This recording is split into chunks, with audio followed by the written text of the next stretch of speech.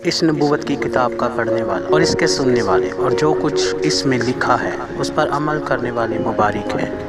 کیونکہ وقت نزدیک ہے۔ مسیح میں سب کی سلامتی ہو۔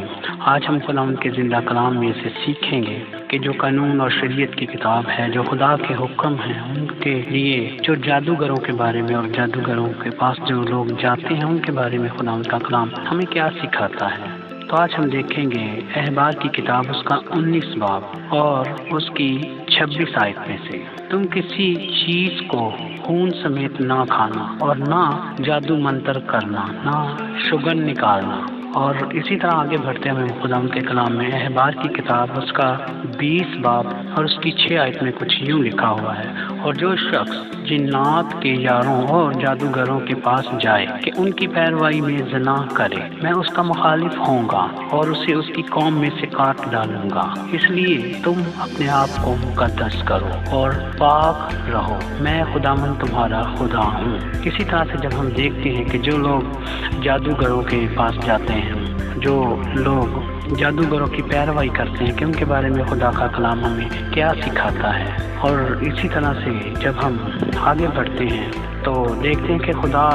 خود مخالفت ایسے لوگوں کی کرتا ہے اور ان کا مخالف ہو جاتا ہے، اور جن کا خدا مخالف ہو جائے اس کو کوئی انسان کیسے بچا سکتا ہے۔ آگے بڑھتے ہیں ہم خدا ان کے زندہ کلام میں زبور دیکھیں گے، اس کا 16 باب ہے اور اس کی 4 آیت میں، غیر معبودوں کے پیچھے دوڑنے والوں کا غم بڑھ جائے گا، میں ان کے سے خون والے تپاون نہیں تپاؤں گا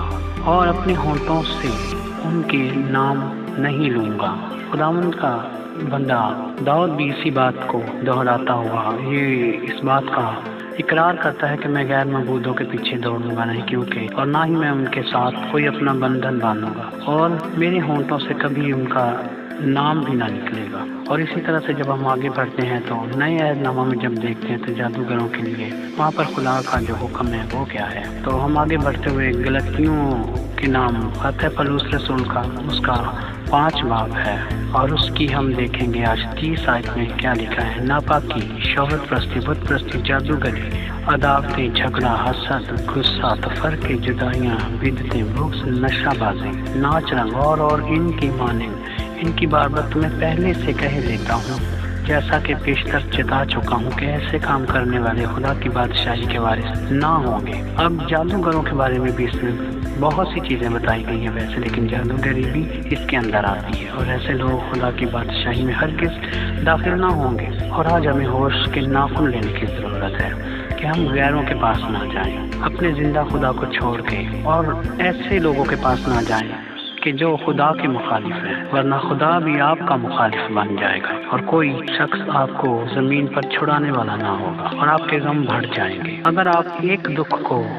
غیروں کے پاس جا کے اچھا کرنے کی کوشش کریں گے تو آپ کے دکھ اور بھی زیادہ بڑھ جائیں گے۔